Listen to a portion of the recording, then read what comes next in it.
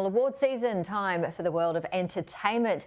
Joining me live now is entertainment commentator Shane A. Bassett. Shane, one of your favourite times of the year. Good morning. Good morning, Janie. I love award season. You know, it kicked off this week with the Golden Globes, but it's all the way through now until March when the Oscars are on, and that's my grand final. Oh, fantastic. Well, you are very well adept to this and an absolute expert. So tell us about some of the main films, starting off with the Holdovers. Yeah, Holdovers only dropped in cinemas this week. It has Paul Giamatti in it, and he just won Best Actor at the Globes.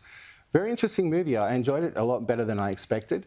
He plays this grumpy, irritable, lifelong school teacher that's actually made to stay back over the holiday period to help this child who needs help, and he's got nowhere else to go, and they form a relationship. And the presence of Paul Giamatti and this child together is amazing. Their connection and the acting is so good.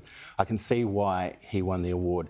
And the movie is happy but sad at the same time. Highly recommend it, The Holdovers, if you get a chance to see it. All right, Poor Things did well at the Golden Globes. Emma Stone, yeah. Gosh. She beat our own Margot Robbie, Yeah. which was not a surprise to me after seeing Poor Things. Emma Stone is at the top of her game, and she started as a child actor and has kept on going and going higher and higher. She plays kind of this Victorian England, this woman who's brought back to life, but with different body parts. So it's sort of like a Frankenstein story, but not. And Emma is incredible in this. Willem Dafoe is also in it, Mark Ruffalo. But be careful if you go and see Poor Things, because it is something that might surprise you and shock you. You expect the unexpected. All right. It's not for everyone. Yeah, we're seeing it on screen there, a lot of black and white, a lot of colour. Yeah. Yeah, extraordinary. It looks Beautiful like it would have been a lot costumes to as make. well. Yeah, absolutely. And the makeup as well, a lot of detail in That's part of the Emma's performance, actually. You know, it's her, but under this makeup, and Willem Dafoe as well, they both have horrendous but attractive makeup, if that makes sense. Yeah. Really well done. Oh, fantastic. And Anyone But You, a surprise in the box office. It was a surprise, all right. It came through on Boxing Day and started very sort of mediocre, but then word of mouth has brought it to the top of the box office. It was filmed mostly in Sydney, which is fantastic. Sydney Sweeney is in it, and Glenn Powell, who you might remember from Top Gun Maverick. They reconnect from their old friends that reconnect at a wedding in Sydney. Opposites attract.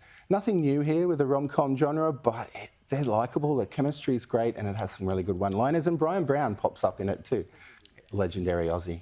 Fantastic, and showcasing beautiful Sydney there as well. Oh, yeah, and I think anytime Sydney is in a movie, it puts a few points higher for me, a few stars extra.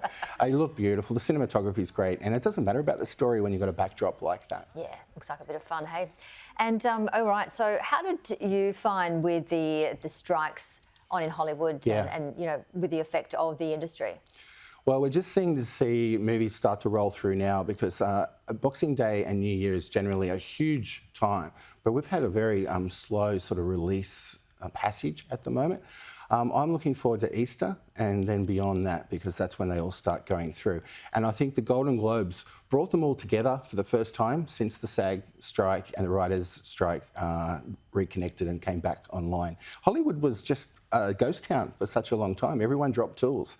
And that's why a lot of movies that would have gone straight to streaming services ended up at the cinema. But we're going to see some big ones this year. They didn't give up, did they? They didn't give up, and I'm really stoked about that, because for a long time, writers weren't getting recognised for reruns and things that kept on getting revisited, and sequels. They might have created the characters, and when a sequel's made, they weren't getting the recognition for creating those characters. Or a show like Friends that keeps playing on and on for years and years, those original writers and even some of the actors in the background, like extras, were not getting paid. So I'm glad royalties are now something that they can look forward to. Yeah, and the concerns for AI moving forward. Yeah, that's a difficult one. Yeah.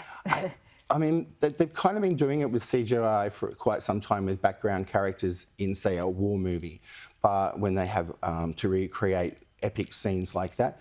But when someone's not getting paid for a restaurant scene in there, you can see them and hear their dialogue. It's not fair. So, yeah, I think it's really good. And AI, I don't agree with it at all. I don't think it should happen. Yeah, okay. Well, it's certainly, not going anywhere. But it'll be very interesting, especially this year. It seems to be moving very fast in so many different industries. You're very good at predicting who are winners in these awards. We've got some coming up. So any that you can... predict for us? Yeah, I kind of do think that Oppenheimer is going to clean up everything it's nominated for. That's definitely an easy one, I can suggest. But even though Barbie and Margot Robbie will be nominated, I'm not sure that they'll succeed. I think Emma Stone will continue her run. You might get a few surprises along the way. Zac Efron, he's in a movie, Iron Claw, it's called. It's not out in Australia yet, but there'll be a lot of talk about him, I think, as well. All right, watch this space.